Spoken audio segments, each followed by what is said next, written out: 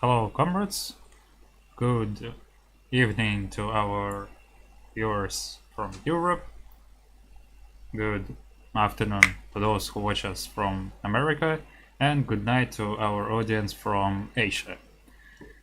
Today we're on Polystorm stream and we're going to research the problem of several border conflicts around the borders of the Russian Federation, and we're gonna see how they're influenced by NATO, by Western countries, and what the Chinese economic interests have to do with this thing. Today we'll be sitting there with Comrade Tom. Hello. Comrade Alexander. Hello. And me. Don't forget to press the like button, share and subscribe. And of course, you can always ask the question and support our resource, and we will answer your question online. I'll also be looking after the chat. And I think we can start now. Hello. So, can you hear me? Yes? Well, the question of kind of World War III is pressing on everybody, and it's kind of obvious why it's coming up so quickly now. I mean, it's been 40 years, almost since the threat of nuclear war was facing us. You know, during the Cold War, it was a constant topic of discussion, and we believed, you know, people in America were told that, oh, after the Soviet Union fell, you know, we would have safety. But in fact, it's the absolute opposite, right? Um, and so that's one thing I really wanted to talk about was the change of a safe and stable situation, right? If you can call it that, to one where there's only disaster in the future and only partition and more partition going on, because this is the era of imperialism, and so in this era, the world has already been mapped out, all of its resources have been determined, and the only question is who controls these resources and who controls the territory, since there's a complete territorial division of the earth now in the modern times. But that was what was so special about the USSR, right? Was it because it denied so much territory to this, or from this division, you know, from this kind of barbaric division that the capitalists carry out upon the earth, and do so completely freely today. And the USSR stood against that, especially for people who lived inside the USSR. So yeah, we were going to talk about the changes to that, and how, you know, one major shift happened, you know, in 1991 from a military perspective, and we are seeing a new military shift, a new shift in the strategic situation of the world, which makes World War III really possible.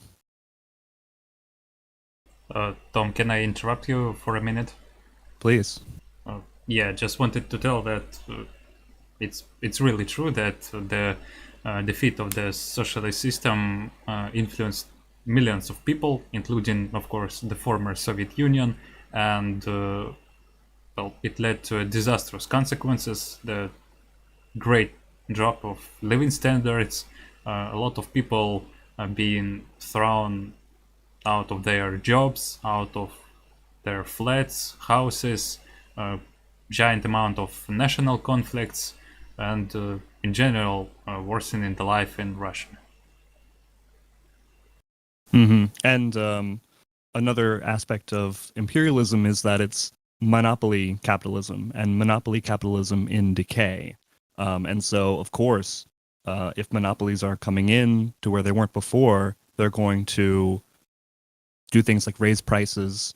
Lenin in Imperialism, the highest stage of capitalism, talks about how they, you know, amongst themselves, amongst the monopolies, they divide the market, they rig prices essentially, and this is going to have a completely negative effect on the people.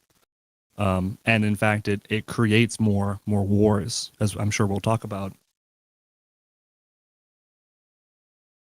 But to get back to the idea of the territorial division of the earth, the complete territorial division, and how the USSR was a block to that, the capitalists were immediately had an answer for the problem the USSR created for them. You know, let's just destroy the USSR. How hard could that be? And they found out in 1918 and 1919 it was not as easy as they had hoped. And so, you know, and this is partly because of the kind of territorial space that the USSR and Russia takes up. It's such a inconquerable space, at least early on in technology and everything. They had to come at the problem again, especially after World War II. The question came up again of how are we going to destroy the USSR? How are we going to overthrow this and reconquer, redivide this territory that it sits on? And the problem was that, okay, let's fly over our bombers and let's nuke all the USSR. You know, they don't care about the hundreds of millions that they would have to kill. but the only question was that whether it would work or not, killing all those people. And I think the political decision was that no, nuking Moscow and killing everybody, that wouldn't create a satisfactory redivision. So they had to think of another way. All right, so we'll defeat the USSR on the ground. We'll defeat them with traditional force. And after World War II, they realized again, no, we can't do that. And many capitalism fanboys might get mad to hear me say that, but the NATO and U.S. War leaders, they knew the USSR would win in a traditional, territorial war because of the sheer industrial power and the sheer strength of the Soviet military. The capitalists had no hope of defeating them on the ground. And so this has created a strategic deadlock between the USSR and the Americans, right? And that defines the Cold War, this deadlock. Even back then, the USSR was doing very well in this deadlock. The capitalists really thought that the USSR was going to keep expanding, and the communist system was going to take over the earth. But we saw that a different shift happened, and so they had to come at the USSR from a more political angle because they couldn't defeat it militarily. They had to come at it from an economic and political angle, and so they had to make the USSR and make the socialist countries vulnerable to their imperial designs. And this plan to make them vulnerable has been borne out today, and they are more vulnerable today without the socialist system. I don't know. Do we want to talk about any more of this? Or do we want to talk about the strategic shift that happened in 1991?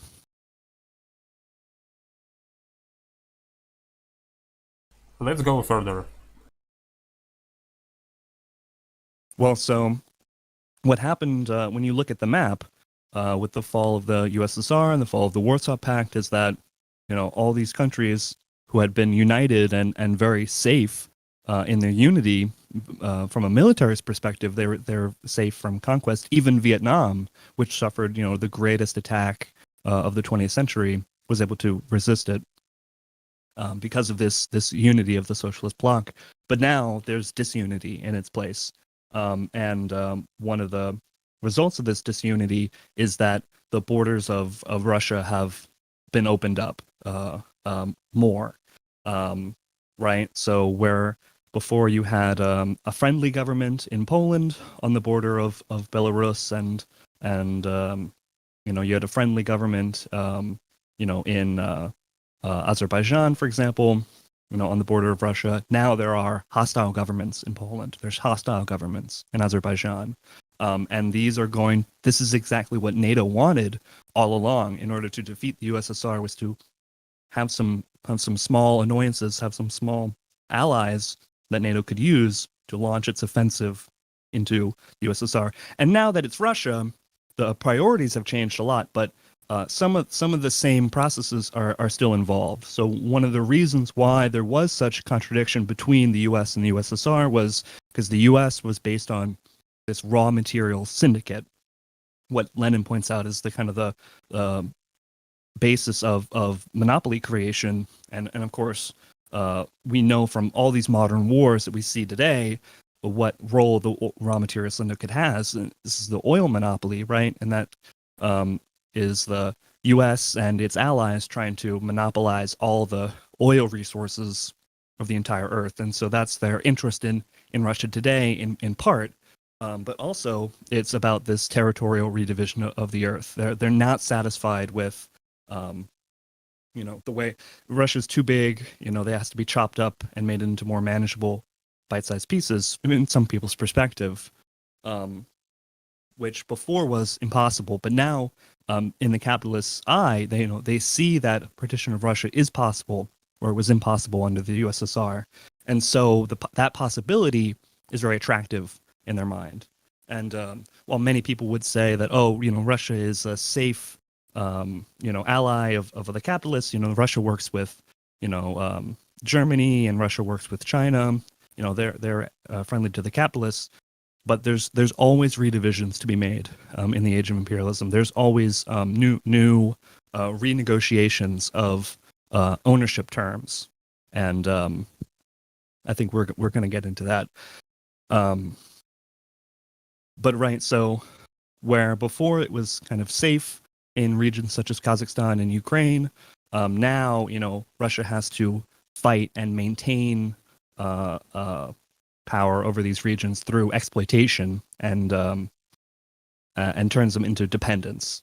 So that's after the fall of the USSR, Russia started to function as an imperialist power, right? It's its own pole, and they had within their sphere of influence, they had Kazakhstan, countries like that.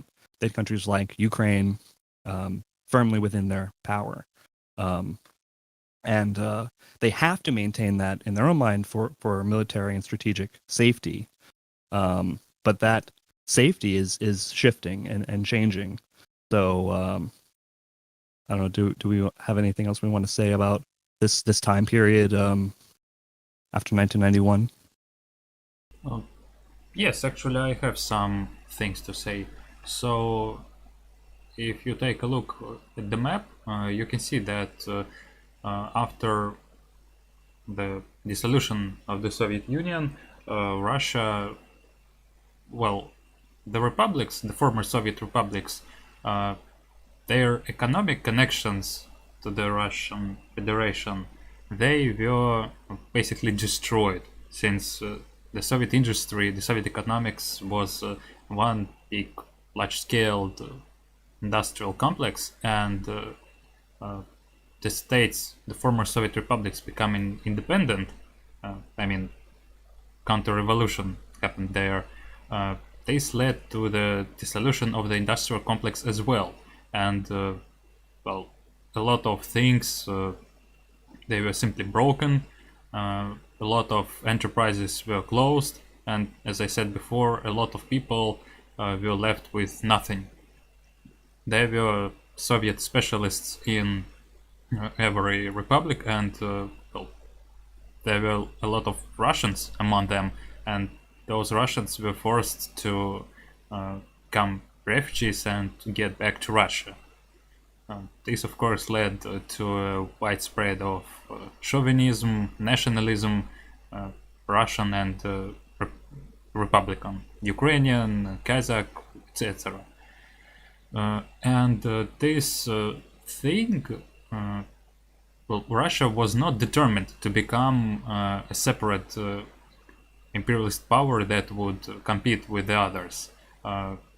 Actually, there were choices. Like, there were several groups of capitalists in the Russian Federation. One such group wanted to be kind of allies with the European Union, with the United States, and it's this group that is known for having Boris Yeltsin as their, at least formal leader, since Yeltsin was a respectable person at the first half of 1990s, and they had their benefits from such an outcome. They sold a lot of things to the West for few money, but gained a lot of things that were useful for the capitalists.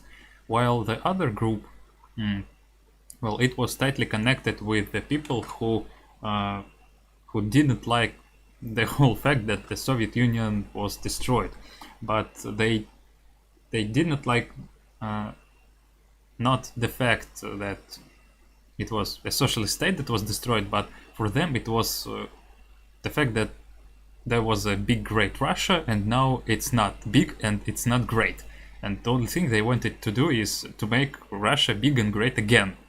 And if it was the Soviet Union who made Russia big and great, they were kind of defending the Soviet Union, but in reality, actually, a lot of them hated the USSR because,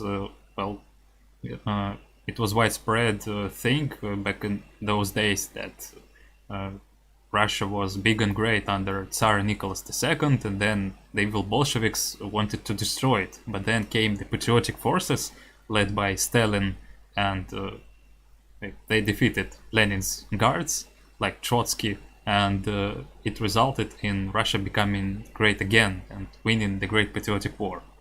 Of course, the reality is not like that, but there were strong nationalist sentiments among this second group of capitalists. And of course, they utilized such sentiments from the broad masses of the people in their own needs. And it's this thing that led to the change of the direction of the Russian politics in the beginning of the 21st century. And as much as we're going to talk about territorial insecurity, I mean, what's really the greatest insecurity they could be created is the economic and political instability and insecurity that these leaders they contributed to. And having millions of Russians leave their country and weaken it that way, and the economic insecurity opens up possibilities for infiltration and espionage. All of this comes from the economic and political place. So don't get, I say to the viewer, don't get too caught up on the territorial aspects of what we talk about, because these are the results of political and economic, developments.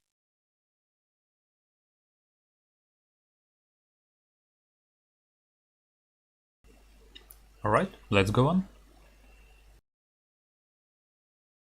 Right, so we talked about how the fall of the USSR kind of opened up the regions around Russia to new regimes, and these regimes would allow different kinds of activities to happen right on the doorstep of Russia.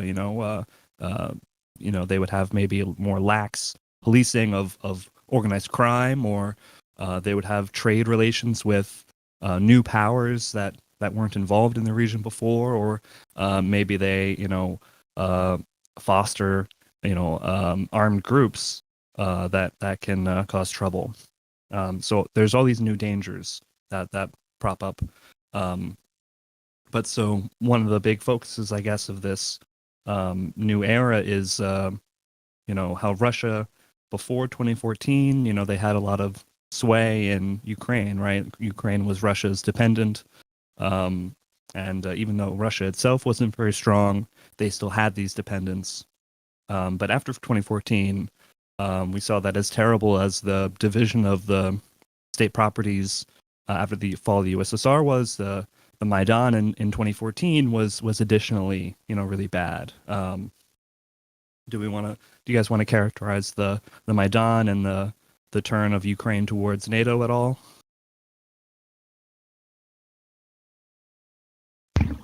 Well, I would like to then add to this, because one important trend that we do get to see in case of the Maidan that did happen in 2014 is that with the ousting of Yakupovych, we managed to see a lot of pro-Western politicians and a lot of pro-Western interest, so to say, strengthen its position in Ukraine, because in itself, throughout Ukrainian modern history since the 1990s, a lot of Western influence had already played an enormous part in its trade. I mean, till this very day, we get to see, in terms of different graphs, how we see a lot of wheat imports, a lot of other raw resources being imported from Ukraine into Europe, which is a very important market. And obviously, here the EU and the United States also utilized that contradiction of Ukraine as also a relatively major resource depot that Russia basically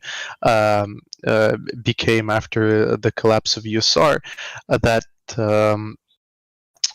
They managed to utilize Ukraine as also an active competitor against Russia to drive the prices of raw resources, so that the imperial states of the West could also gain very easily accessible and cheap resources.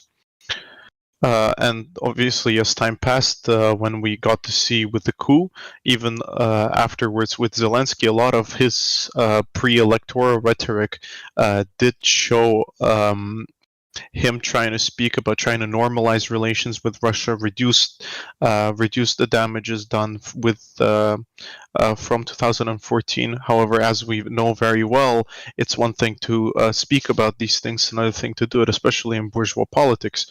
So what ended up coming is that Ukraine managed to push itself further towards the more profitable capitalists that came from the West, like in contrast to Russia. And that's good characterization that what the great powers want of Russia and of Ukraine is for them to be just raw resource suppliers for the great industrial centers. And although Russia has industrial power of its own, this is being eaten up more and more by foreign imperialists, but also by just the decay, internal decay, this internal contradiction that's going on. But so when the Euromaidan happened in Ukraine, Russia, was already in this weakened position. They were unable to, kind of enforce, dependency upon Ukraine, and so they did what they had the ability to do, which one of Russia's remaining roles after 1991 is as a minor industrial power, yes, as a transport power, with its rail system is very important, but really its power remained as a military monopoly, and this is something that that Lenin outlines in Imperialism, the Highest Stage of Capitalism. Again, Lenin characterizes Japan and Russia at the time, in around the year 1900, as military monopolies, and that's how they maintain their power and their territorial division of the world, is through their military strength. And so Russia didn't have the kind of economic power or industrial power as it did before, but it had this military monopoly. And so what it did was that it, had all this military equipment that it, wound up in the hands of, certain people in eastern Ukraine, and they were able to become proxies for Russia's interest inside Ukraine. And so that's, and as much as we talk about, freedom for Donetsk and Luhansk, what's really happened is that they've become puppets of Russia, right?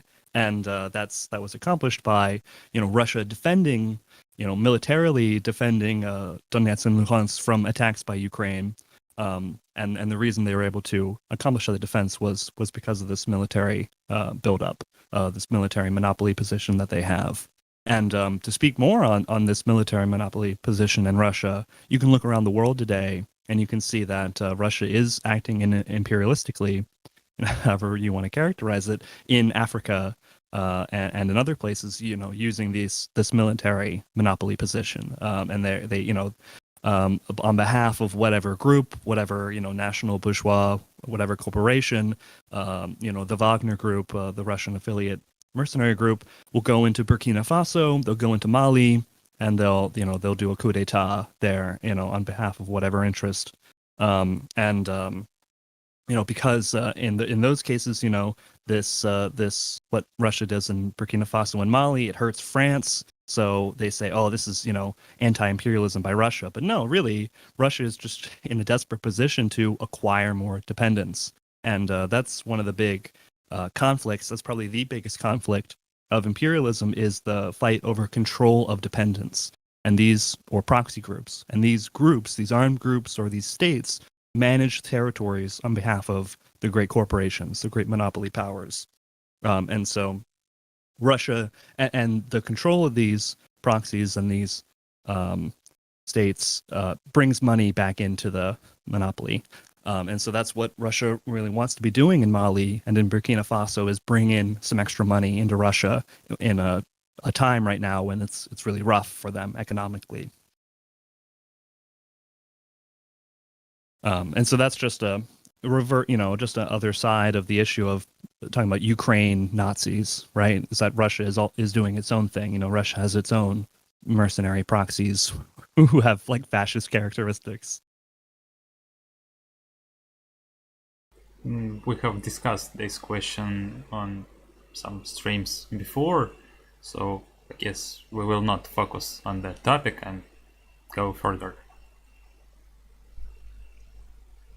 Right, and so the map that you're seeing right now shows a kind of extent of the obvious encirclement, right? So NATO has expanded into Finland and Sweden with the new relationship that they have with NATO, right, which is a result of Russia's military operation in Ukraine of this year, right? And on the other side of the southern side of the continent of Russia, you have Turkey and Azerbaijan, and they have interests that are against Russian interest, of course, because every pole in this multipolar world is competing with one another. So Turkey is no great friend to Russia, although they sometimes cooperate a lot. Um, and you particularly see this in the Azerbaijan, Armenia, Turkey kind of thing that's going on. That Armenia is depending on Russia for protection, right? When really Armenia is a dependent of Russia, and Azerbaijan is muscling in on Russia's dependent, and Russia really has done very little to defend its own dependent. But so with this expanded yellow line that you see on the map here, you can see that encirclement, this kind of military encirclement, is being completed, right? And so while we have this territorial encirclement of the whole Earth, the encirclement of Russia is part of that, because Russia takes up so much of the territory of the Earth.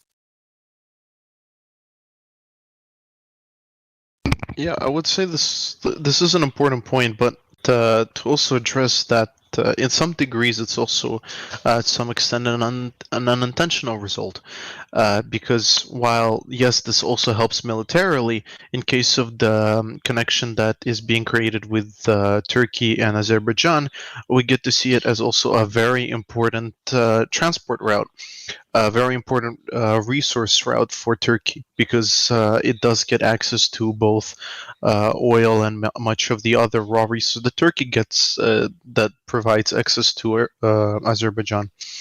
And with it, this is why we get to also observe the Nagorno-Karabakh situation. I mean, even in the case that we have so far observed, Turkey is also a relatively large player within the One Belt One Road initiative, and obviously cutting out Russia because it is a very important transit route through it all, and instead China monopolizing all of the populations that come from the Central Asia, Eastern Asia, and heading off directly to the Baltics and even into the Europe, cutting Russia out of this entire deal, and instead having much smaller deals amounts to much cheaper costs for China. And again, returning to the theme of Azerbaijan, is that again the Nagorno-Karabakh situation with them trying to take more and more territory from that area is also a reflection of how Russia is also losing its grasp, and similarly with it being so focused on the, so to say, it forced its, like once it forced itself onto the situation in Ukraine. Obviously, Azerbaijan saw that as an opportunity to take more and more territories from Armenia, and the Zangezur corridor is also a very important area that also helps establish and build the strength, a much stronger and more convenient road for that same trade between Turkey and Azerbaijan. Additionally, obviously, it implies that China gets to capitalize on much of this too. Mm-hmm. Vasily, would you move to the next map with the longer yellow line?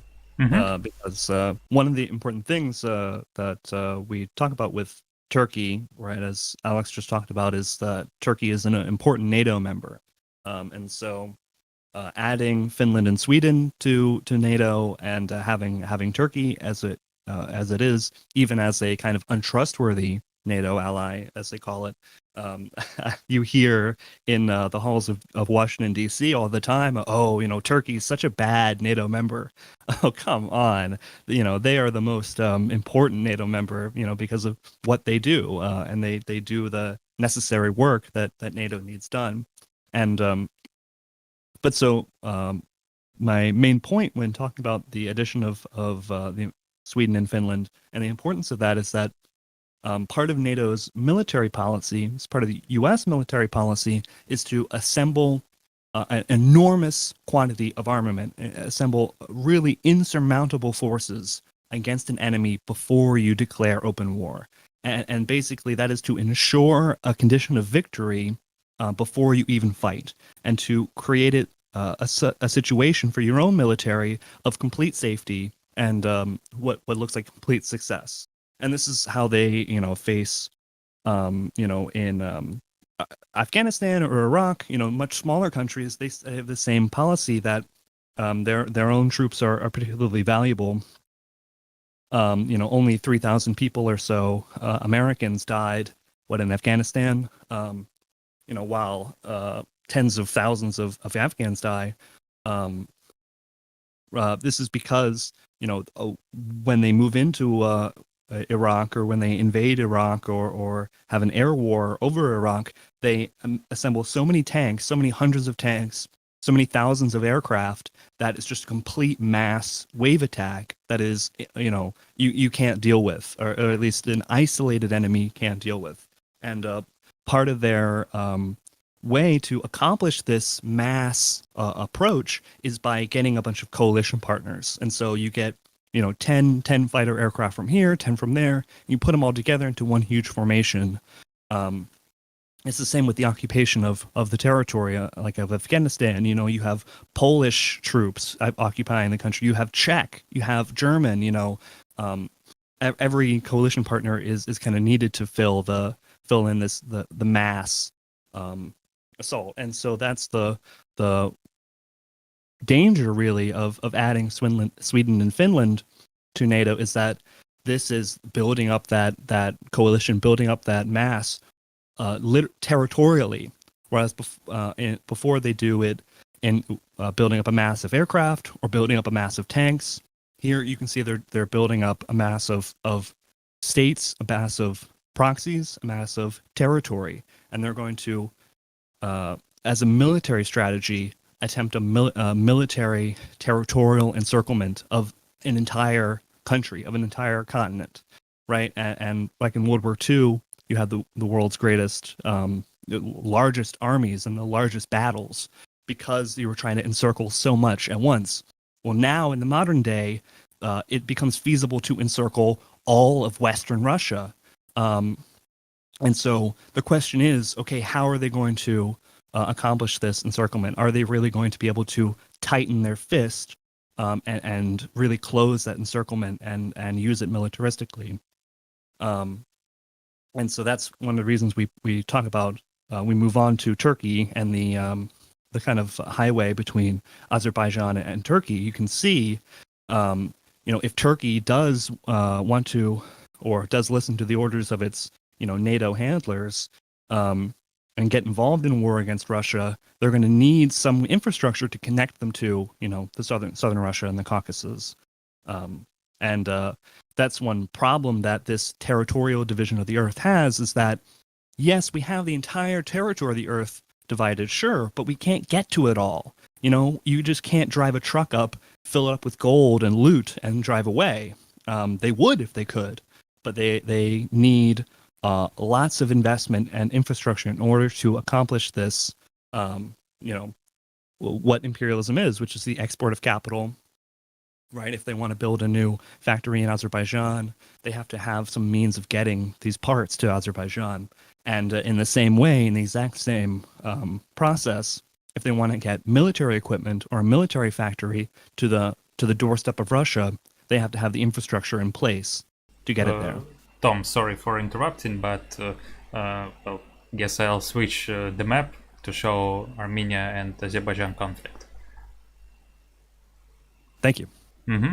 And next time, tell what map you want to see on the screen. I will switch. I got you. That timed out really well. Mm-hmm. All right.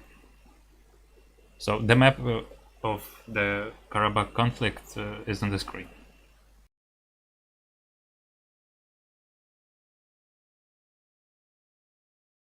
Thank you.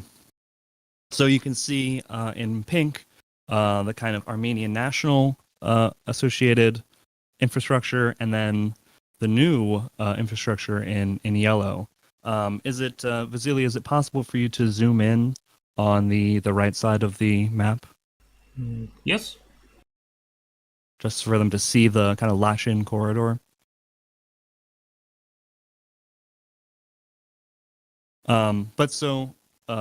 Right, we talked about World War III, and we're discussing this partly because there's so many border wars occurring.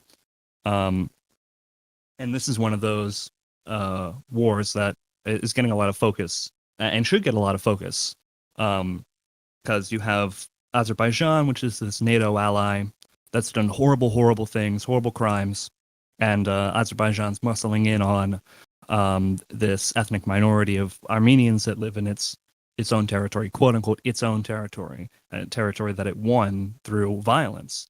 And so that's one of the advantages that Azerbaijan has, is that they have this enormous pile of money that they can use to get whatever they want.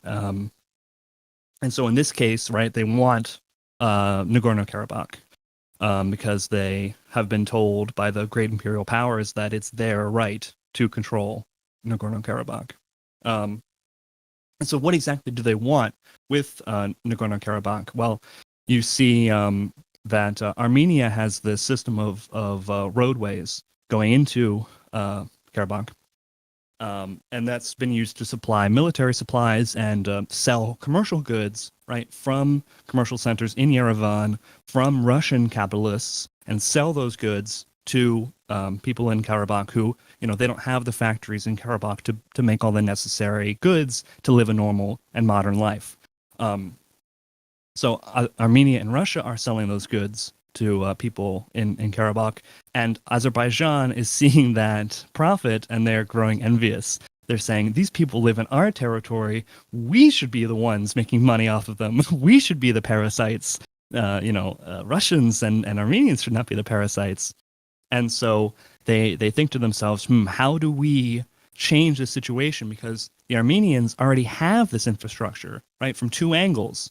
And so they go to war to enforce basically what they want.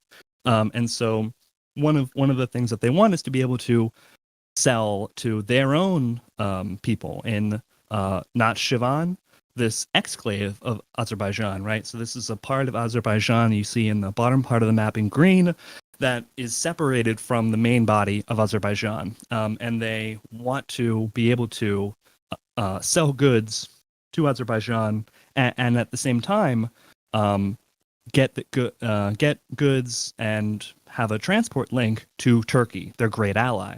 And so you can see that between Turkey and the exclave of Azerbaijan, Nakhchivan,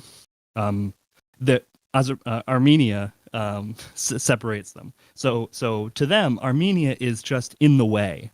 And otherwise, they have a lot of infrastructure that has to go through Iran. And there's some tensions between Azerbaijan and Iran. There's some sectarian differences, as well as real, kind of political and strategic contradictions between them.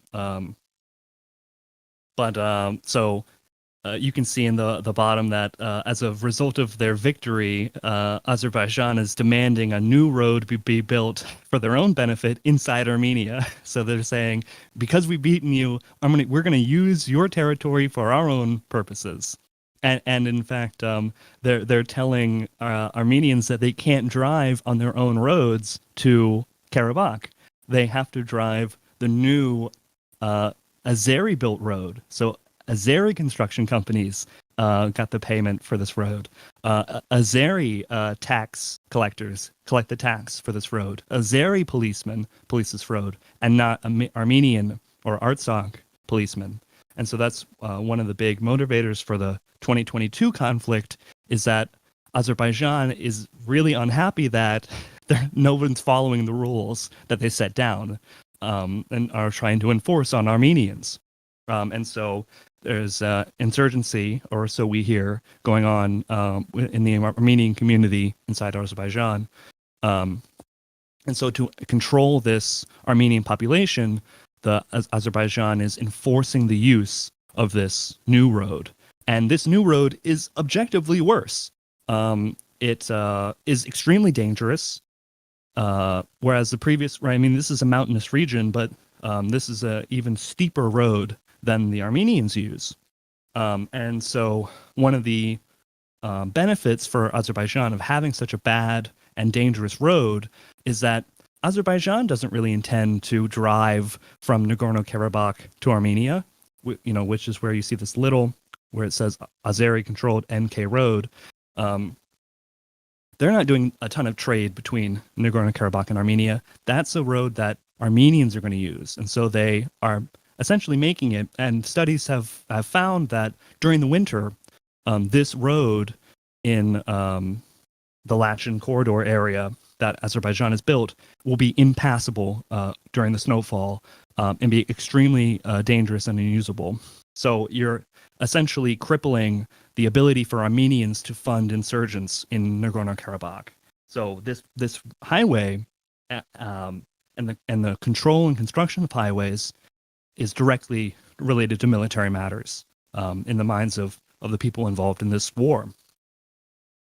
And further, it's all about, if you look at a map of the war itself, you can see that Azerbaijan invaded Armenia at the thinnest point between northern and southern Armenia. They wanted to cut Armenia off and cut a swath through Armenia, essentially, right, where you see that they could connect with their exclave, Nakhchivan. And so if the war kept going, they would carve a bloody swath through the middle of Armenia to be able to accomplish this connection of connecting Azerbaijan mainland to the exclave and thereby connecting the mainland to Turkey. And Turkey is very interested in this happening, right? Turkey is one of the big reasons why Azerbaijan did so well militaristically during the war. And I guess, Alex, you already commented on this highway and everything there. Yeah, so far it seems, yes, I've said everything that's needed. Mm-hmm. So I will switch the image on the stream, right? Right. If you would show the one that has a more zoomed out view, shows more of Azerbaijan. You mean the routes and the pipeline, right? Yes, right, the pipeline. Mm-hmm. Yeah, it's on the screen. Right, so Turkey is really looking to Azerbaijan as a source of oil, right? And so Turkey wants to be a great industrial power, wants to be one of its own poles in the multipolar world. And in order for it to create this industrial strength, they need tons and tons of fuel. And so Baku is their answer to that. But if you look at the map, this is not very easily accomplished because of the mountainous terrain, and etc. It has to go from Azerbaijan to the capital of Georgia, Tbilisi. The pipeline goes through Tbilisi and then goes under the ocean a fair bit to go towards mainland Turkey. This also means, because it goes through Georgia and because it's so close to the Russian border, that you can see at the top of the map, they're very worried that this pipeline could be cut off. And so while Russia was involved in, being a peacekeeper, and supposedly they were responsible for dissolving all those Armenian nationalist insurgents in Nagorno-Karabakh, Azerbaijan and Turkey have their own familiarity with such underground forces. Wink, wink, as well as in alliance with certain a grand alliance to their west that you may know about. They were involved in funding insurgents in order to project power outwards. And particularly when we talk about that, we're talking about these Islamist forces in Syria that Turkey and Azerbaijan funded or supplied. And right now, in fact, in Afrin, which I believe is in northeastern Turkey. These ISIS-style Islamist insurgents are still involved, even years after the Syrian war is supposed to be over. HTS, which is a Turkey-aligned Islamist mercenary group, has taken the city of Afrin on behalf of Turkey. So this de facto group that's not officially part of Turkey is acting as Turkey's armed forces, and that's allowed Turkey to do what it couldn't do on its own, which was HTS has taken the city of Afrin, right, in a kind of illegal way, and that has allowed Turkey to enter and occupy the city more easily with taking less losses, because HTS already controls it.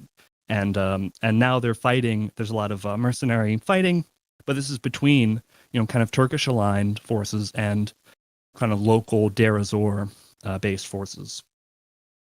And so this is the kind of power projection that Azerbaijan is already involved in.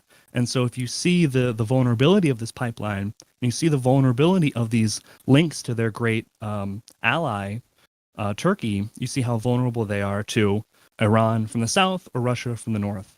So they have an interest in, perhaps, if there is a Third World War situation, they could muster these underground forces to defend their assets. Just as the Armenian Artsakh nationalists are kind of tacitly defending Russian interests, right, by occupying Azeri troops and having Azeris focus on the Armenian problem, they're not focusing on any threat from Russia. But this can go the other way, that Azerbaijan could cause trouble for Russia in this region of the South Caucasus, which has in the past, we didn't talk about it, but back in after 1991, Russia had to reassert control in this region, right, with the two Chechenian wars, and there's also been Islamist problems in Dagestan. Maybe you guys know more about that.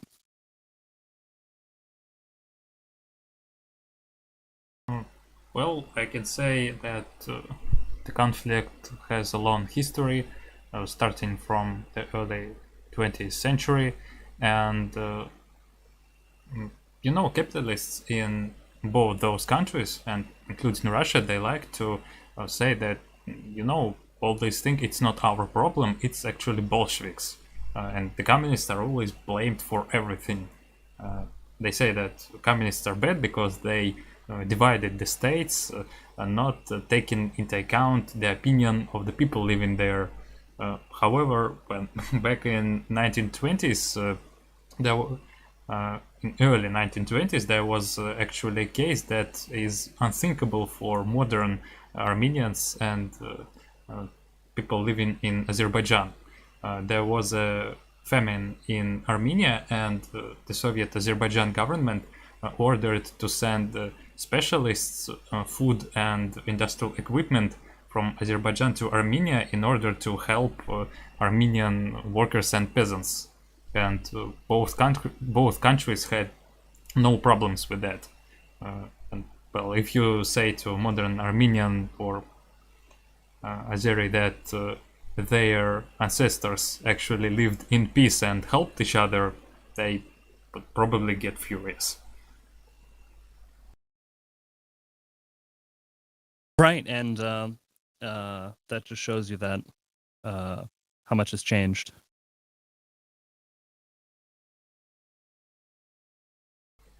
I guess we can move to the next region. Sure. We talked about one border war, right, and the importance of trade for that war, right? You can see the center line connecting middle of Turkey, trying to go all the way through to Baku. The straightest line has Armenia and Nagorno-Karabakh as an obstacle, right? They're nothing more than an impediment to their trade relations and their ability to create infrastructure. So if there's a insurgency, right, in Nagorno-Karabakh, that's going to prevent the construction of more highways, the construction of more pipelines, right? Because if they build them, these Armenian nationalists might destroy such facilities that go through Nagorno-Karabakh, right? Because Armenia, I believe, still hasn't ceded a lot of Nagorno-Karabakh. I believe they still maintain a claim to a lot of that territory. So there's going to be a lot of legal complications and military complications to doing what they want to do, which is building a more efficient pipeline system, a more efficient way to funnel money back and forth in the form of goods, in the form of fuel, and as well as military equipment. If Turkey wants to give so much military equipment to Azerbaijan, they need a way to do it, and it would be better if this way was more efficient, right, from a capitalist viewpoint. But so that we talked about, that's one bird of war. So we move on to another one that's been in the news recently.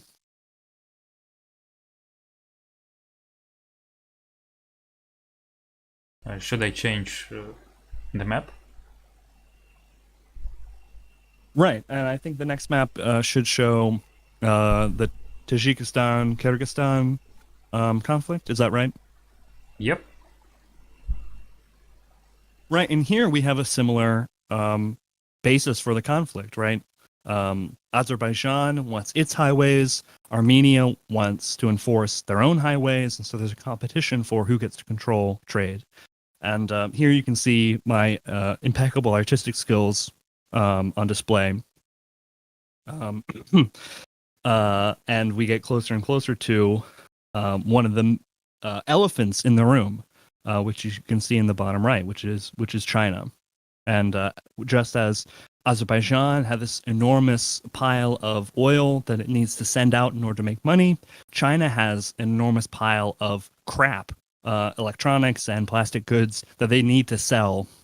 And people really want, these are the kind of essentials of modern living that you need: refrigerators and televisions and radios. These things are all made in China. And if people in Uzbekistan or Kyrgyzstan, they want these items, they're going to want infrastructure connecting to China.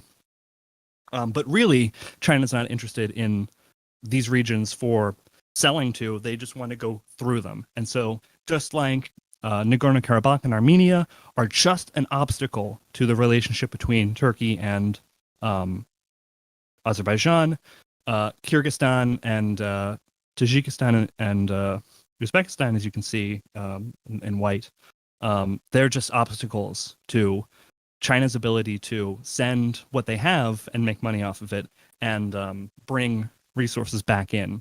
So one of the things about Central Asia, as we talked about with Ukraine and Russia, right? These are the sources of raw materials, and they need to send them back to where those raw materials are going to be turned into goods, and that's going to be China. So there's a competition for this infrastructure, and when we talk about the Tajikistan-Kyrgyzstan war, it's a little down in the weeds, but you can kind of see in the bottom right, near Sulyukta in Kyrgyzstan, there's a exclave, right? Just like Azerbaijan had an exclave with Nakhchivan, Tajikistan has its own exclave inside Kyrgyzstan.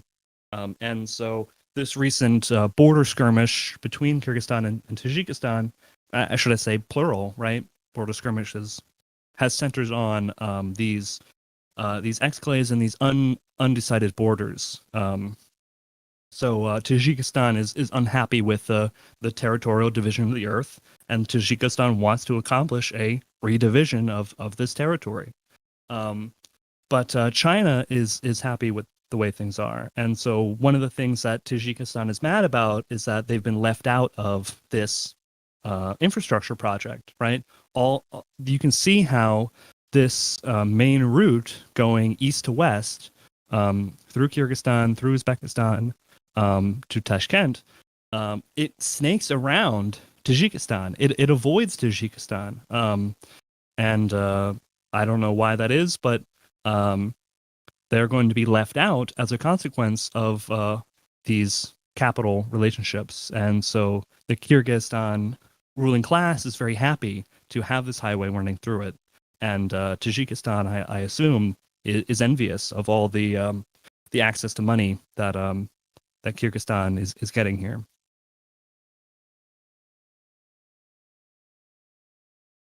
But so one of the the things about such a border war is that if it breaks down into a huge war, just like Ukraine, that conflict with Russia is raging. This is creating spaces where underground groups operate. Right in eastern Ukraine, underground groups are very, very important for running the territory. Whether you're Azov or whether you're Donetsk and Luhansk, these kind of proxy groups, unofficial, state supported, but officially, not official. And so, if there is such a big war between Kyrgyzstan and Tajikistan, that's going to create space for these groups to come in and mess around with the official division of the territory. And when an armed group is in town, their laws, what they say kind of goes, because you would need armed force to, cause whatever, or prevent whatever they want to do. And so this shakes things up on the borders of Russia. And if there is such a war, armed groups can now pass through these territories. These borders become permeable, which is very dangerous in this region, right? You see Afghanistan to the south, Pakistan to the south, and armed groups, kind of unofficial armed groups in these regions have been very important for the history of the 21st century. So the danger there is that armed groups could come through and even use this infrastructure to travel across Central Asia. And this is part of this looming threat of encirclement that's going on, even far away from the border of Russia itself. So yeah, that was my kind of comment that I wanted to make about this Tajikistan-Kyrgyzstan conflict, is that there's this problem of Chinese money, and who's going to get that money. That's really looming in these people's minds. Do you guys have any other thoughts about this conflict in this region? Alexander, would you like to add some words?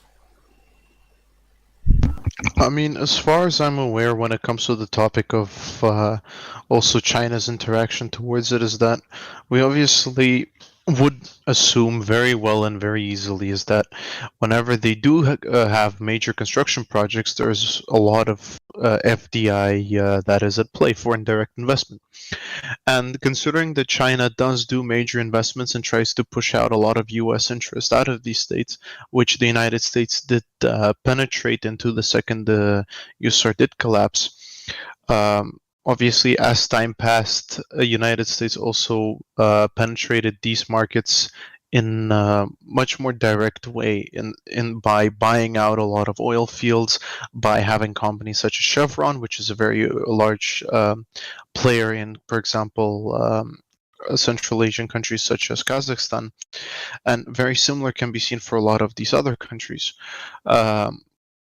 And when obviously came to this entire conflict, yes, we very much also see this parallel that obviously every capitalist state has its interest in trying to further expand and trying to maximize its profits. And as we can see, it seems apparently then that the Chinese capital doesn't find the territory of Tajikistan as profitable to invest in, as in contrast to Kyrgyzstan.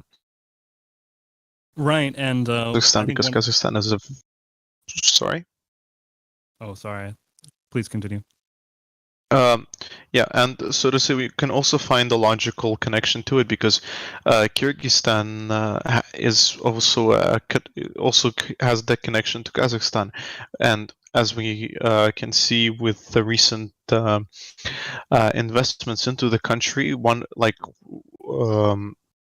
of the biggest countries that invest into the country, one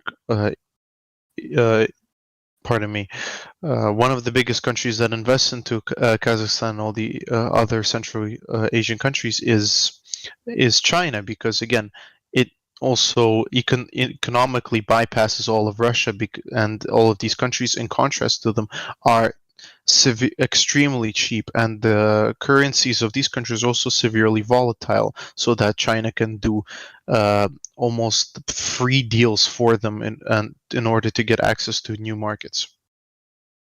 Right, and so that goes back to the point that I meant to get onto, carrying through from Azerbaijan and Armenia, was that Armenia and Nagorno-Karabakh are just flies in the ointment. They're just a little annoyance that could cause trouble and delay this construction project, right? Which is the real focus, is the construction of this highway, construction of this pipeline. And so what Tajikistan threatens to do is create a situation of war in this region where China and Kyrgyzstan both want peace. And it's this peaceful situation which will allow them to profitably and efficiently construct this highway and railway infrastructure. And so Tajikistan's really only play at the bargaining table is to cause disruption to this project, right? Because they are left out of the project. They're happy to disrupt it. That's the only real option they have. Tom, I will switch the image to the showing larger scale. Mm-hmm. Right, because the goal here is for China not to send capital to Kyrgyzstan. They don't really have a ton of trouble getting to Kyrgyzstan. China wants to get to Europe. China wants to get to these valuable markets all around the world, right? And so here we get into Kazakhstan, right? So here right in the middle, you see the kind of role that Kazakhstan has as a nexus way for these rail paths. And when we get into World War III and the question of what's China's real interest in World War III, people implicitly say, oh, China is a friend to Russia. China's going to back Russia all the way. Well, let's look at what's actually happening. That one of Russia's remaining few monopolies that they have within their own country is the railways. They have one of the best, railway networks in the entire world. And of course, it's just a holdover from the Soviet economy. But in the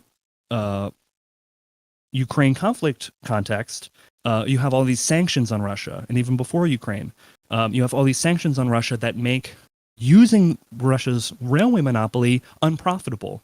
All the cost it would take to deal with these sanctions makes it so that it outweighs the benefit of the infrastructure benefit of just going straight through Russia. And so what Kazakhstan has allowed to happen is a replacement for Russia's historic role since 1991, which was to be a mediator carrying goods from Shanghai to Riga, carrying goods from China to the big selling markets inside Russia, yes, but mainly in the United States and in Europe, carrying them overland.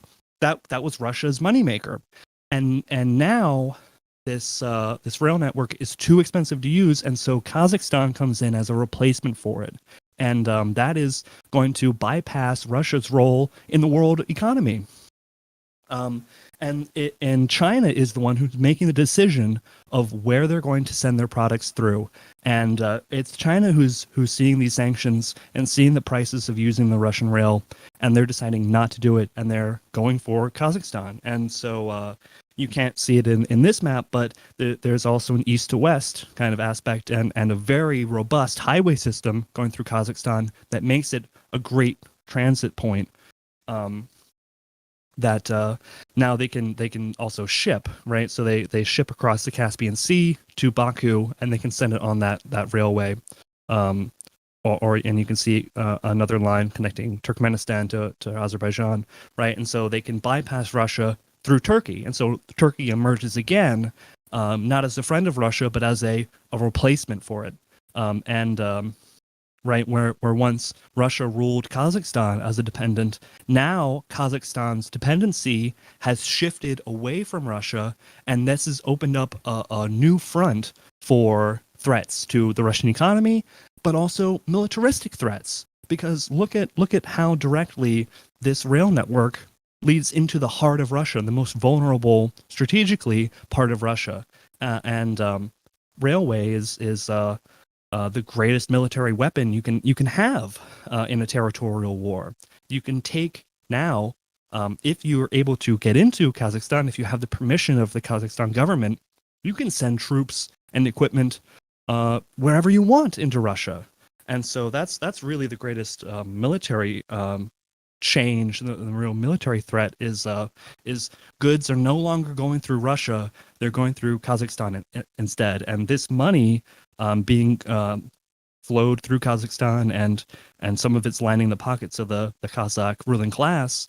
This is going to turn Kazakhstan permanently away from dependency on Russia towards dependency on the enemies of Russia, particularly, I mean, America, yes, but China is not going to have a positive role. China is going to decide really what happens to this rail network into Russia. And so we can get into the question of that. Will China allow the encirclement of Russia to happen? Because we are seeing an encirclement happening.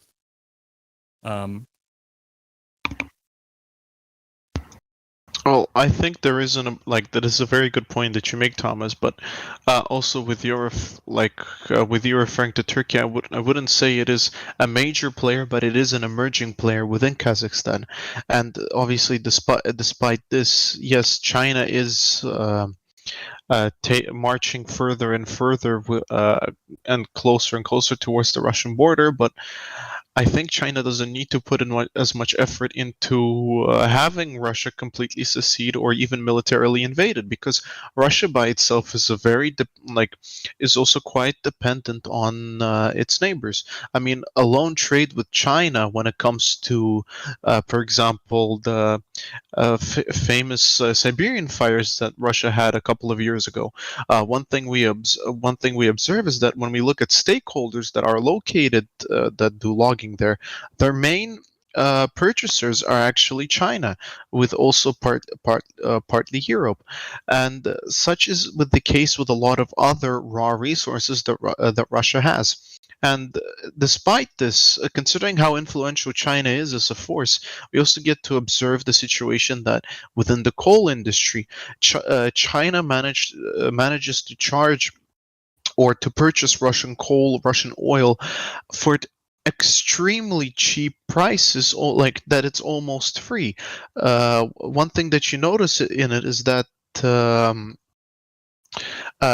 whenever, so to say, Russian capitalists try to at least have discounted prices towards China, even then China offers to purchase it at even lower price and Russia secedes. And with it, it's also the situation that the territories of Vladivostok and many other areas, they're already very much influenced by Chinese capital. And when we talk about even the One Belt One Road initiative, we even noticed Chinese influence being played with Xi Jinping's speech in 2013, where he talks about the need to enhance monetary circulation, where he openly does say that China and Russia have gotten gratifying results and experience in trade in local currencies. However, he then reverts this point and addresses it that this is a very important experience they gained, and there is no reason not to share this practice with other countries, implying that while Russia was a good experience, they're going to transfer a lot of their capital investment into Kazakhstan and a lot of other countries that take part within the One Belt One Road initiative. This is very likely why Turkey's now also playing such a unique role within the current situation within the Ukraine war, because what they're doing is that they're playing in a quite neutral with a quite neutral stance when it comes towards Russia. They even offered to compensate some of the Western companies that left the country with their own in Russia. However, as we can see, that Russia is being pushed out of the market, since this world is finite and capitalism is a eternally expanding system within a finite world. And in it, we get to see this bit that they chose to switch to much more profitable partners such as China, and it's probably also why China is right now not going into such severe conflict with the West, considering that thanks to what Russia has done with Ukraine, Russia has unified the entire Western Bloc, and considering that China also is and gains enormous profits from its One Belt One Road initiative, where they themselves help to gain enormous economic profits. Like, to return back to some quotes from Xi's speech, he even says the proposed economic belt is inhabited by about 3 billion people and represents the biggest market in the world with unparalleled potential. And it taps in more and more to the same theme that Russia is slowly being faded away and pushed away, and instead it becomes that, so to say, as I said before, resource depot for the rest of the world, which does create the potential that Russia might be even divided by, like, so to say, different regions, as some NATO officials referred to. But as it seems, considering the also differing interests of capitalists in Russia, they might even do it themselves, which might play a very similar scene as how the Russian Empire collapsed during World War One, where in the Great October Revolution, the White Guard basically turned the country into a lot of proxy states with its own warlords, and similar is seen even with the interaction between capitalists and all of Russia, where in the Far East. You get to observe how the capitalists that are located in Vladivostok and the Siberian regions in Irkutsk, they're very favorable and optimistic towards trade with China, while when it comes to discussion about the West, they, for the most part, even ignore it. Mm-hmm. And talking about China-West relations, I think is very important, and we can go back to the core of Marxist-Leninist theory, and what Lenin talks about the imperialist age, is that he says that the era of free competition is over, and that competition has been replaced by, or he says, transformed into cooperation. And this is the cooperation he defines within monopoly, right? Monopoly cooperates different aspects of the production process together. And this is the definition of the relationship between China and the West, is that these are the two biggest monopoly poles, inarguably. And what in an era of monopoly cooperation happens is that the biggest monopolies work together, and they using their combined power, their undefeatable accumulated power, they consume the other monopolies, right? So the weaker monopolies get eaten up by the stronger monopolies. So even in a world of monopoly, there's kind of a forced cooperation happening. And this goes back even further to the origins of the China-U.S. relations back in the 1970s, is that, China didn't really have its own monopoly, except in agriculture a bit.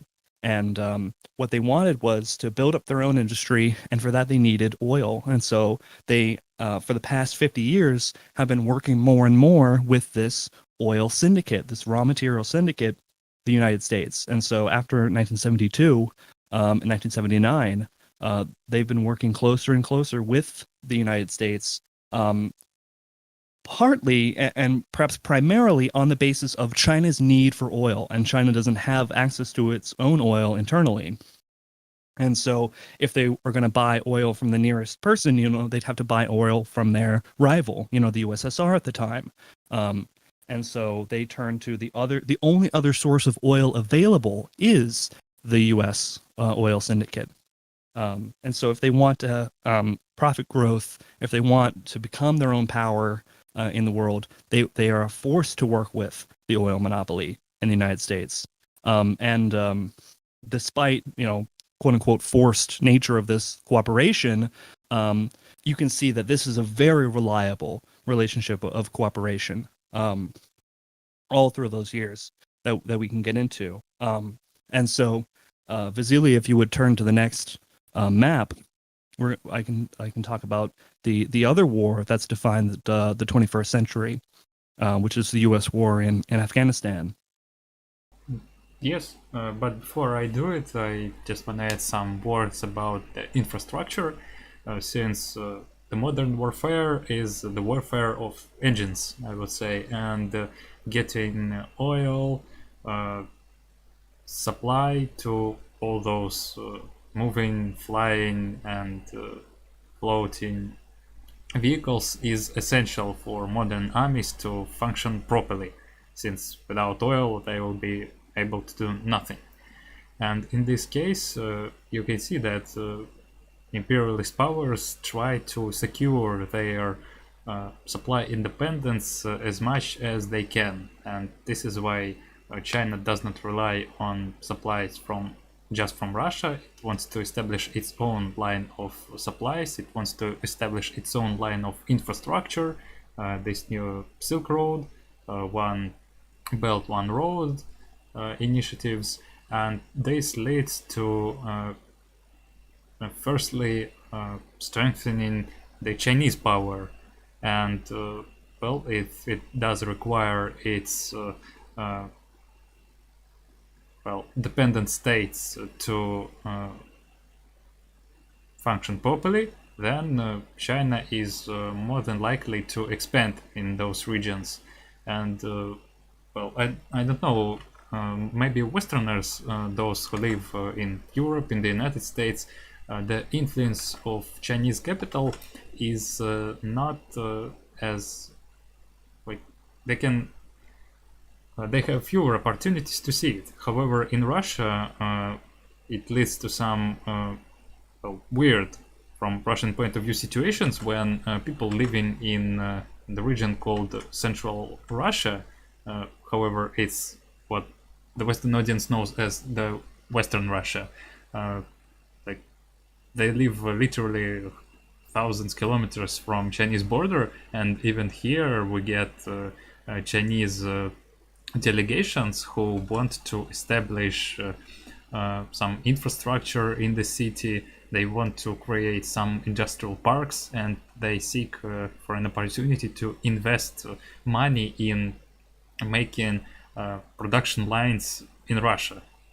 And well, I would say that it's harmful for Russians' self-esteem, since well, back in the Soviet times, it was the Soviet Union who helped China, who sent specialists and technologists, and now, like, those Chinese, they're like teaching us how to do this or that. That's ridiculous. And this is the opinion of an average Russian on the situation. Mm-hmm. And if you hold the line that China and Russia are such great friends, you have to wonder, why is it necessary for China to build a railway through the mountains, and to build highways where on the kind of margins of these territories where it's not as profitable as just going through Russia? And the answer is that China isn't interested in having a comradely cooperative relationship with Russia. China wants to defeat Russia as a competition in the transportation market, right? And even inside Russia, they want to accomplish that by building Chinese-owned rail inside Russia. But as of now, they already have this enormous rail infrastructure inside Russia that's owned by Russian oligarchs and Russian state companies. But replacing it with Chinese-owned edges out. It would be very easy for them to send their products to Europe on the Russian line. So why do they have to build this new line to Europe? Clearly, they have some designs to edge out Russia from this economic arrangement.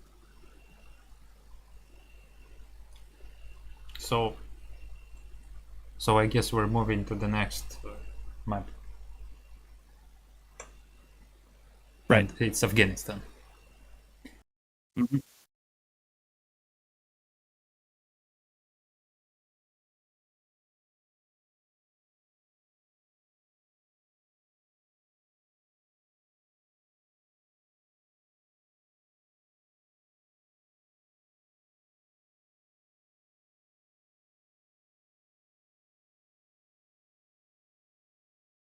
Right. So when we're talking about wars in the 21st century, Afghanistan really comes out as an obvious example. With the U.S. as the bad guy, and the U.S. is causing chaos.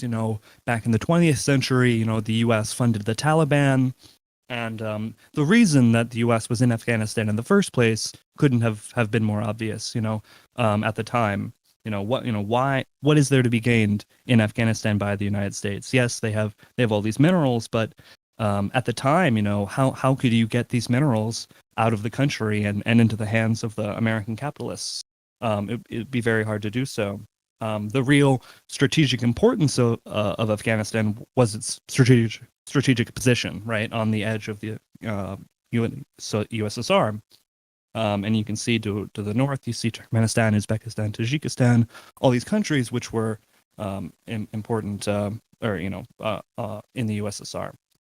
And so that was the real reason that the United States funded the Taliban there and got involved in there in the first place, was as a threat to Soviet power, and as a knife under the belly, which so that shows you the importance of this region, right, for security in this continent. That this region is a vulnerability in some ways. And when the United States pulled out, what was America's what did America hope to gain by pulling out? They were there for 20 years. Clearly they wanted to be there for some reason, even though this wasn't on the edge of the USSR anymore.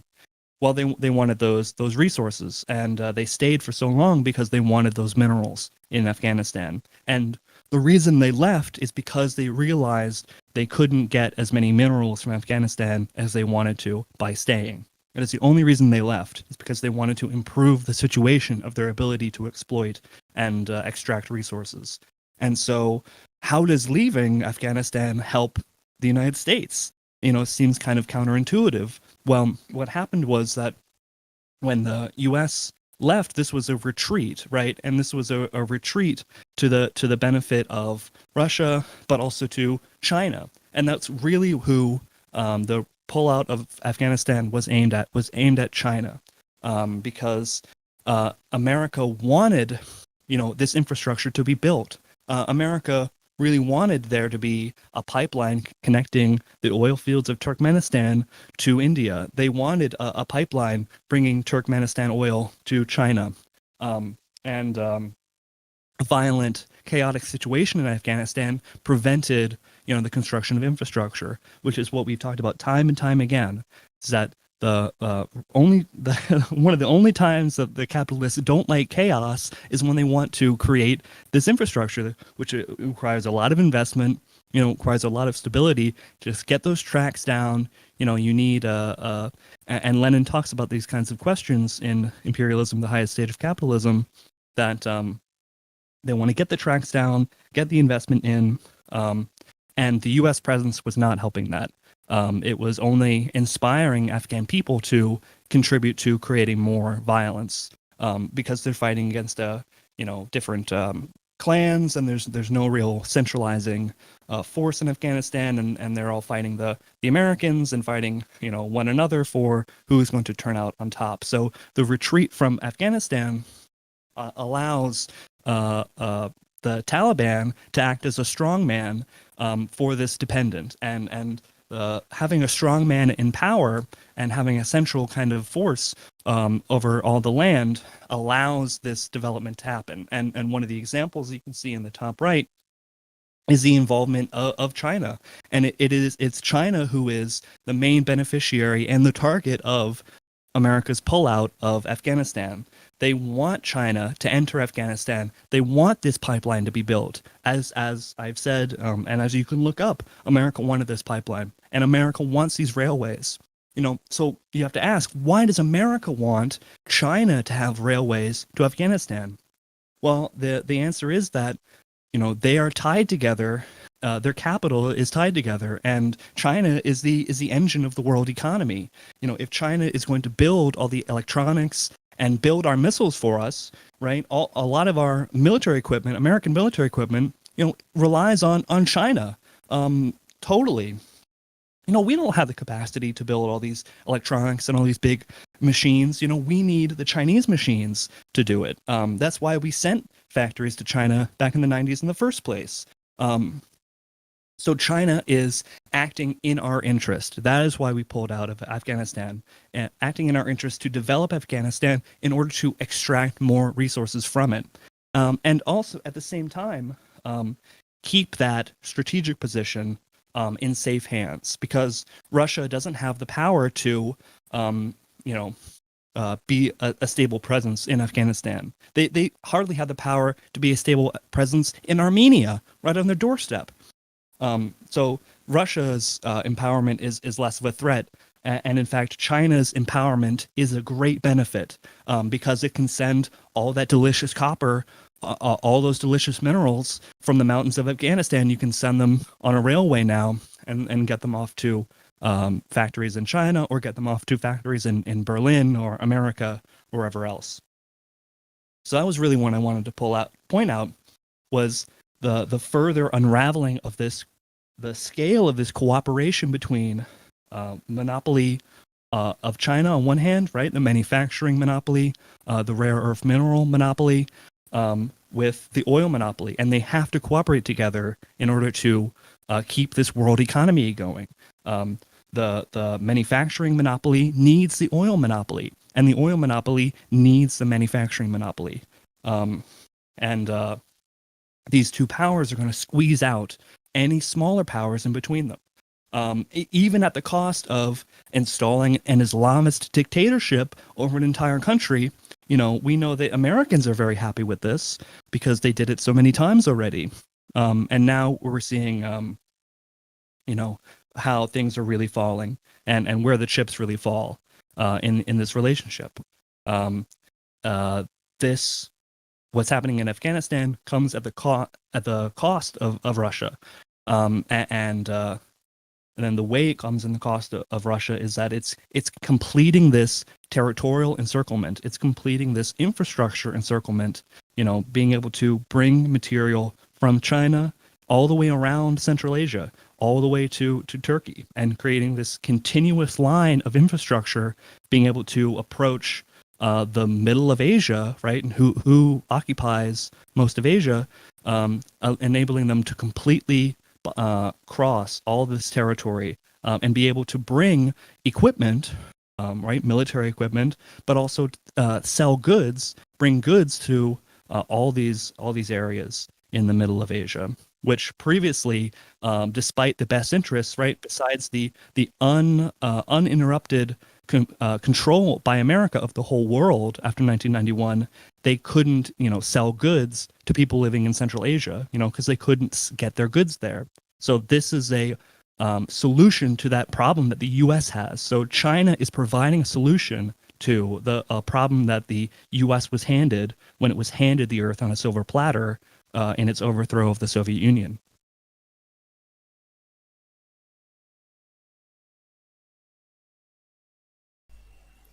Well, thank you.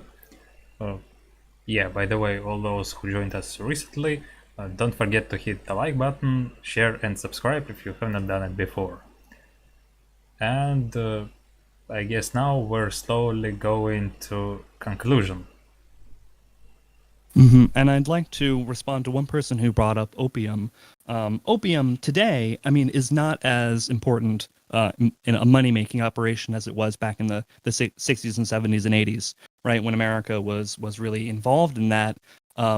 right? And that's why America has retreated and allowed the opium production to fall, because there's a replacement for this product on the market, right? With fentanyl, there's a replacement for opium, and also because opium doesn't make that much money. Really, in the grand scheme of things, what makes money is electronics equipment and huge pieces of steel and road construction projects, right? And this is what this is what we need raw materials for, and we can get raw materials from Afghanistan. So really, what we want from Afghanistan is those minerals and raw materials, and the infrastructure link is we need to create this territorial encirclement and division of the whole Earth. You need Afghanistan to be involved in that because of this, just the place on the earth that Afghanistan occupies, right? It's just, in the way, so to speak. But it's also a great source of money. So the opium thing, they've allowed opium production to go down as part of this retreat because they're going to make money in other ways from the China advance, from the advance of China into the Afghan market. The kind of button pushers back in America see that this is going to bring back more money in the end. Then before the opium money, that was black money. That was hidden money for hidden operations. And in the modern times, this bank account is less important. What we need are the legit bank accounts. We need to start making the real money, which comes from construction companies, mining, all these other things.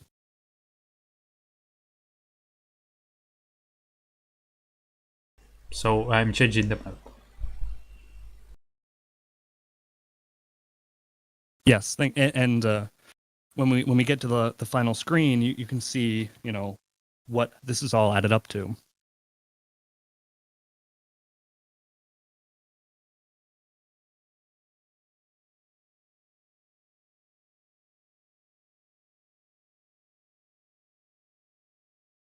Right, by pulling out of Afghanistan, the U.S. has allowed China to complete this iron cage that surrounds all of Russia, and this iron link, this iron fence that goes all the way around this territory, carries with it all the goods that have accumulated in China and all the potential for military intervention.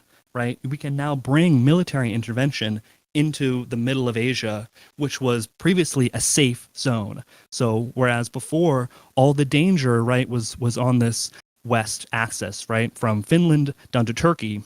This is where Russia could traditionally expect danger to come from. But now the middle of the continent is now opened up to the movement of military equipment, and who has all this military equipment, and who wants to bring it here. They're not going to bring tons of military equipment into Kazakhstan for the benefit of Russia. They're going to, it's only having these infrastructure links here. Really is a hindrance to Russia, right? Because it bypasses the Russian monopoly in the transport sector. And it creates the possibility for a new war that was not possible during the USSR NATO days. The NATO was prevented from, right, if you recall at the beginning of the stream, NATO could not militarily defeat the USSR. They knew this, but now things have changed. So much has changed for the situation that this comes at the hindrance and hurt of Russia. And so if you see the arrow at the top that says USA, this refers to the ability for the U.S. to send bombers over the north of the country, right? So you have legitimate military danger on the western border of Russia. You have the military danger on the southern border with Azerbaijan as well as Kazakhstan, and from the north. So this is what this is a new situation of encirclement that was not present, a new strategic situation that did not happen in the military deadlock of the Cold War days. So that in this new possibilities are very dangerous. So this basically means that Russia is becoming like just an element in the rivalry between the United States and China, right?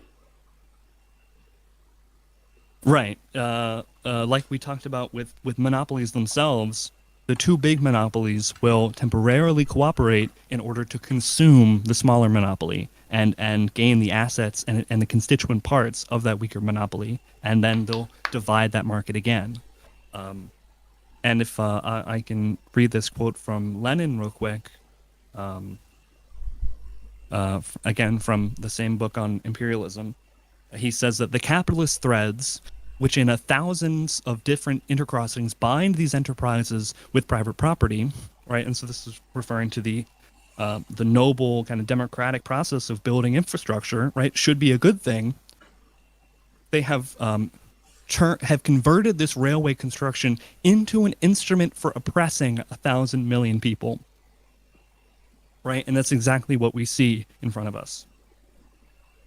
That the railway and these highways and these pipelines, these are tools for not just bringing the world market to places where local markets had previously been able to prosper, right? And now you're destroying these local markets by flooding them with these cheap goods coming from the industrialized centers.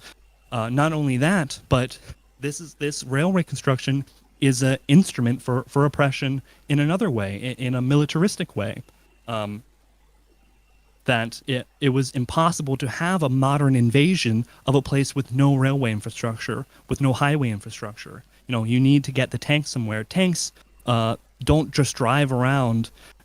Tanks are brought to the battlefield on a train or on the back of a truck. So this infrastructure is allowing a new kind of war that was not possible during the era of Cold War.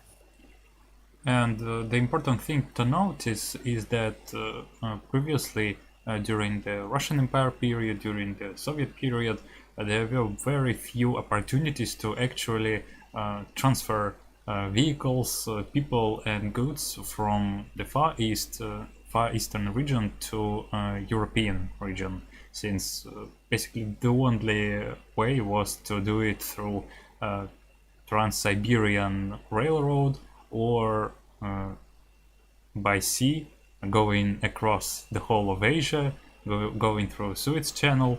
And now with such a railroad, with Chinese expansion in Middle Asia, they want to have another opportunity to transport goods and all the stuff they need from basically China, from Asia to Europe, through Middle Asia, through Caspian Sea, through Caucasus, and through Black Sea.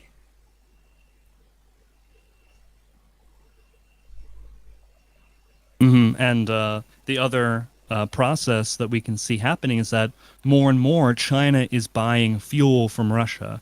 And so China is spending more and more money, tons and tons of money, on buying fuel from a power which they recognize is dwindling in its ability to defend itself. So what are you going to do when you need tons of oil to keep your monopoly going? You have this source of oil to your north. You want more, but the Russians are making it hard. They're asking for too much money. So this is a contradiction. This is a fundamental contradiction in the relationship between China and Russia. Is that just like, the relationship between the capitalist and the worker, right? The worker wants to be paid more money. The capitalist wants to pay him less. Russia wants to charge more for oil. China wants them to pay less. And in fact, the Russian economy relies on high prices of oil. But while the Chinese economy is kind of crossing its fingers for the low cost of oil. And so, how can you solve that? Well, you can solve that, war is an accomplishment of policy by another means. And so if China is unsatisfied with this contradiction, if they're unsatisfied with the high prices of oil, what are they going to do? How can they change? They can kindly ask Putin, to charge less for oil, but do capitalists usually, agree to make less money through peaceful negotiation? I would also say that the last events show us that China is not so eager to get into economic uh, fight, I would say, against the United States in case of Russia. Well, as you know, sanctions were imposed against the Russian Federation, against the Russian economy, and well, one of the top priority things were banks. Like Visa and MasterCard decided to quit the Russian market. They don't work with the Russian banks, and Russian banks tried, and Russian enterprises tried to establish connections with the Chinese banks to use all their things. They have their Union Pay system, and Russia wanted to integrate into that thing. However, Chinese showed, I would say, a cold shower for Russians, since well, they allow Union Pay cards to be produced by several of the Russian banks, but they do not allow the Russian banks to get into this sphere in a broad way. And they some of Chinese enterprises refuse to have negotiations with the Russian ones if they are under sanctions. And it's also known that banks in Turkey, and Turkey is a big trade partner for Russia, they stopped accepting Union Pay cards recently. So, like, China is more than willing to have Russia as its source of raw materials, as a labor, no, not labor, but goods market, like for produced things. But they don't want it to turn into, making their possibilities smaller. Yeah, they don't want a Russia that's strong, that can demand more, demand more price, demand more in price, but also demand more, in relations. They don't want an ally that can demand much from them. Yeah, because, well, they since they're imperialists, they don't need, an ally in dominion. Like, we use this term, and usually by ally we mean an equal partner. Allies. Allies are when this ally is he wants to have cooperation with another guy on equal sides. And what we have in the imperialist world right now, it's not about allies, but it's about well, as Russians say, spiders in a bottle. Or they sit, they compete with each other. All of them seek for opportunities, and for them, all alliances are kind of tactical, even if they are strategical. And I mean that they are looking for more possibilities, for advantages, but they don't want their ally, if we can say that, to become strong enough to compete with themselves. And in this case, few seconds. In this case, we see that China doesn't want to ruin its economic connections with the United States, since, like, if they start to cooperate with Russia closely, the United States is gonna impose sanctions, and the American market is still too important for China.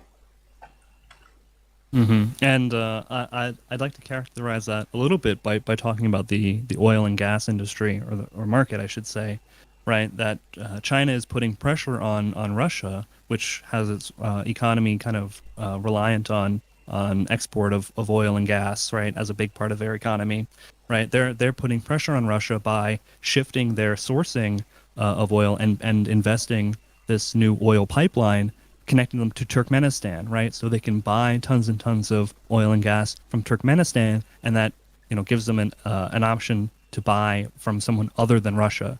So this is putting more pressure on Russian prices, and the ability for Russia to ask for higher prices, because China has built up this infrastructure to bypass Russia and bypass the Russian monopoly on oil and gas.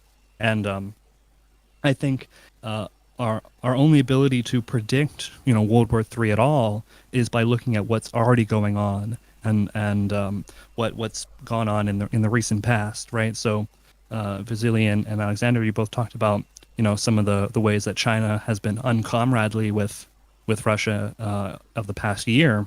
Well, look at how uncomradely China acted towards Iraq and Libya during the NATO wars on those countries. And I think if you look at China's role in the NATO invasions of these oil-rich countries, right? These are wars, quote unquote, for oil.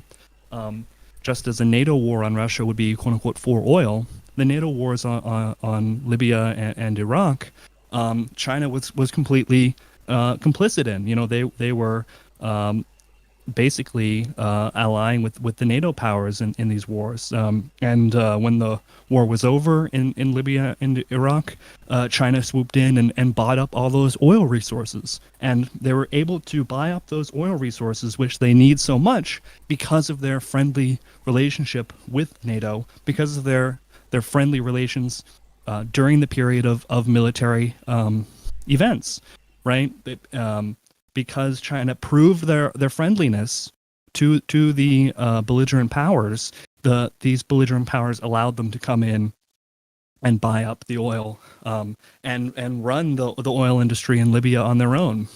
Even during the civil war itself, China participated in the blockade of Gaddafi, in an oil production blockade. But then during the civil war, after Gaddafi was dead and his son was waging the civil war, China comes back in and they pump oil for the NATO side of that conflict, and they pump money into these Islamist rebels that the NATO had aligned with in Libya. And we're going to see this exact same stuff that we're seeing today and we saw in the recent past. We're going to see it repeated. This is simply China's attitude towards these NATO wars for oil, and it's a part of their overall attitude towards cooperation with the oil syndicate itself, aka the United States and its allies.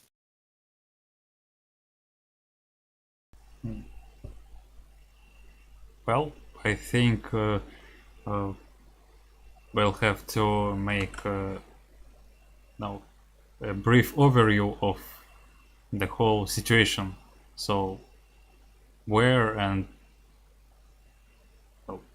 is it even possible for World War III to actually start right now, in upcoming months or a year, in one of the conflicts on the post-Soviet territory?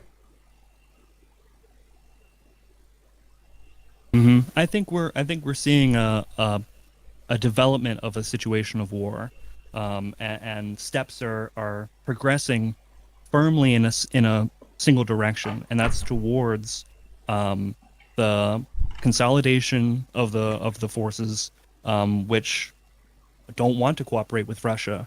And when we talk about what a world war against Russia or where it would start, I don't know if they would partition the territory of Russia itself into many different states. Maybe they would, but really the goal would be to partition the assets, right? And to renegotiate the ownership terms of the oil that's lying underneath Russian people's feet. Renegotiate the ownership of those forests and those sources of stone and minerals that China wants for, to fuel its engine of capitalism. So I don't know if they need to chop up the territory itself to chop up those assets and to give some to the NATO capitalists and give some to the Chinese capitalists, and maybe give some, have a smaller portion given to Russian capitalists who facilitate this chop up. I don't know. What do you guys think? I would say that none of the major powers are currently interested in a large-scale war, because simply they are not prepared for it.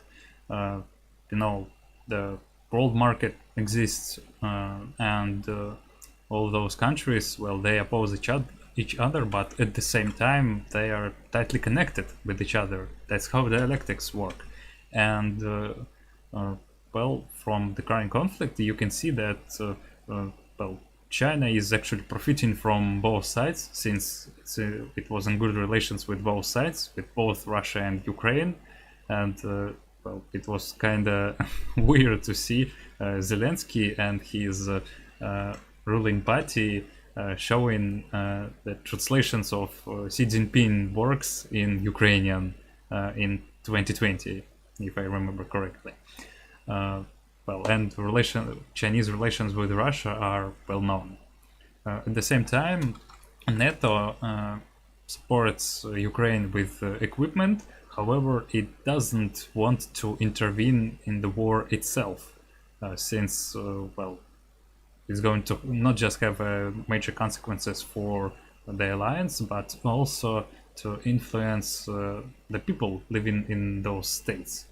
And I think it's one of the most important point, since all the sides of the conflict, those who support it openly or by sharing equipment and supplies, they don't want it to become large scale, not just in case that it will destroy the economic connections, but it will worsen the living standards. It will, the world we live in, it did not have major wars since World War II. Like, there was no large-scale European war or somewhere else. Well, now we see this thing in Ukraine, but in general, millions of people are living in somewhat peaceful situation. And if there is a war, then it means that the giant masses of the people are going to be involved into politics, and well, the consequences are giant radicalization of the masses and well, revolution on the horizon. And this is the thing that capitalists fear the most on all sides. They want people to stay out of politics as much as possible. They don't want them to get politicized, since well, we have a clear example of what happens when millions of people have rifles and they're well known with politics. And it's Russian Revolution 1917, which is going to have 105th anniversary very soon. So yes, well, concluding, I guess we can say that World War III right now is far from being possible, but this thing can be influenced by processes taking place right now. And of course, the only way the communists can influence this thing is by having a good organization in all those mentioned countries. Russia, Ukraine, former Soviet republics, etc. and etc. And unfortunately, it's this thing that we're lacking right now, especially in Russia and well, in other countries as well. The communists can act independently only if they have a good organization, and this is the thing that we don't have here in Russia, neither in Russia nor in Ukraine, nor in former Soviet republics, nor in the United States actually, and this is the thing the communists have to deal with. Mm-hmm. And I just want to make one comment about the possibility of a war, and what the leadership will do.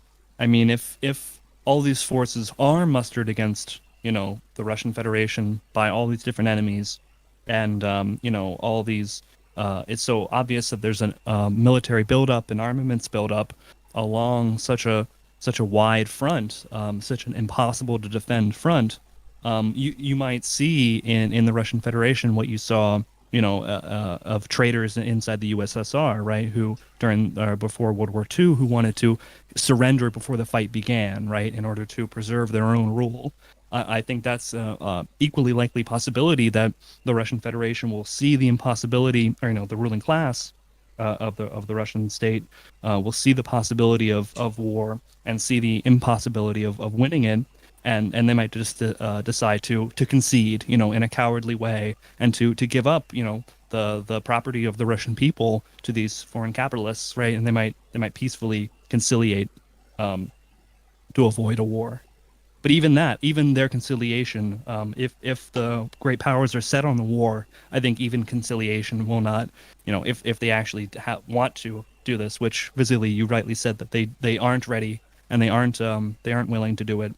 But if they are, then they'll do it. If they want a war, they want it for reasons such as dumping tons of money into the military industry and making tons of money, off the destruction of war. They won't let the cowardice of some leaders stop them from their goal.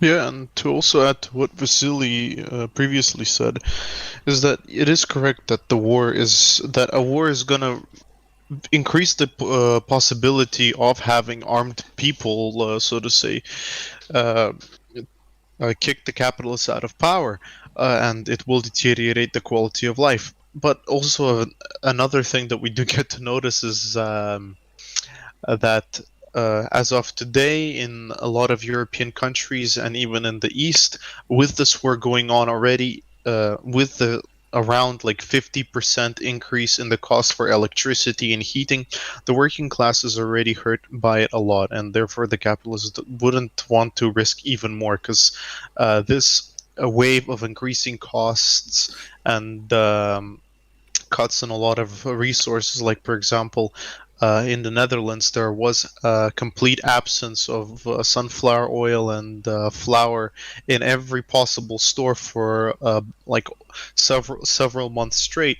This is one of the great examples that, so to say, even this is already a start of politicizing the masses. And if if an all-out war is to start, people are gonna be politicized even quicker, and they will realize the situation even more.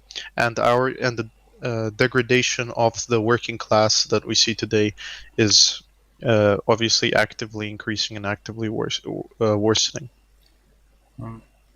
Yeah. So once again, wars can create revolutionary situations. However, not all the revolutionary situations result in revolutions. For the revolution, subject factor is required, and this factor is a communist party.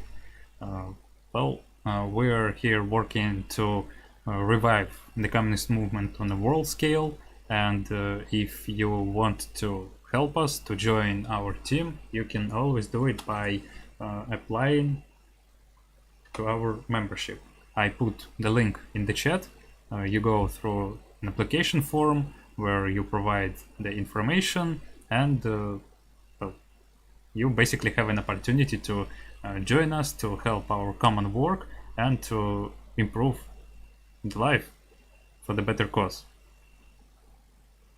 And I think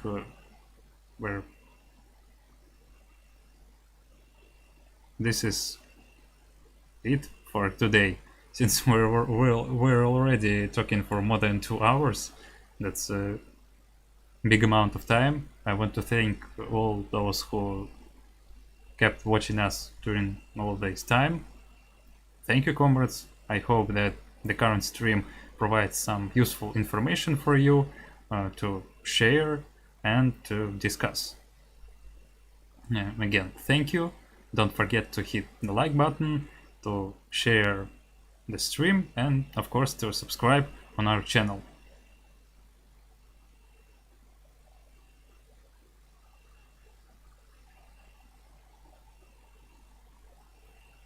Well, Yes, thank you. yeah, thank you. Thank you. Goodbye, comrades.